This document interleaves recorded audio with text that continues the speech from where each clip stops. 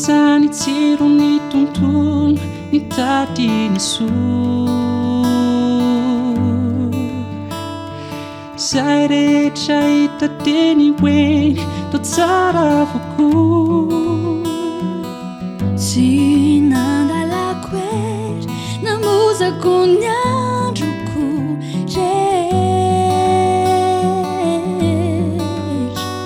fa hay misy ihany ny fetra ny karabokao. Fa nandondolo tao am-poko taony tony tomany, reko ny antsony amiko mitsangana. Tonga ho amonjy anao, tsy antera nefa mantondo, bavoa ireny fosao detalj, voafetrany eny ora azafary. Tonga ho amonjy anao, hanorenao avinao mandondolo. Saritsary piainany any izao, hita maso izao. Orava sy ho foana atsy ho atsy, ka miolomy aminao. Nandaninao ery, namozanao ny andronao rehetra. Voarakitra ho andanitrao, zay vitanao. Fa nandondolo ao am-pola ho any mitomany, renao veny asone mitsangana.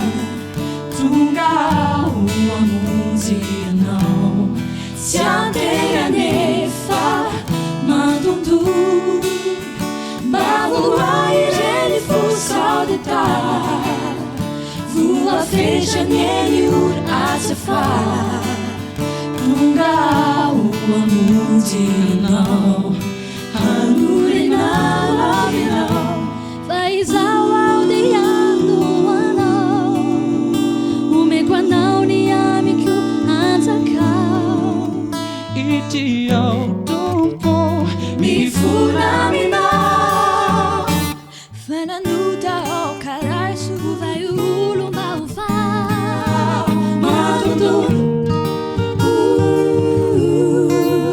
mandondona, mandondona, mandondona, ovo ai mifonao.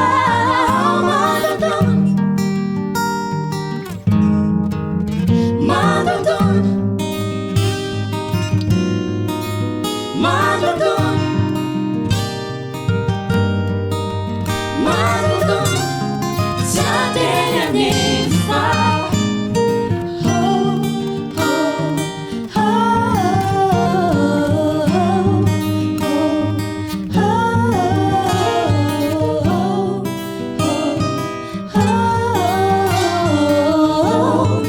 Hanorenao avinao fifaliana, fiadanana boka tabitany, haravona fiainana manana.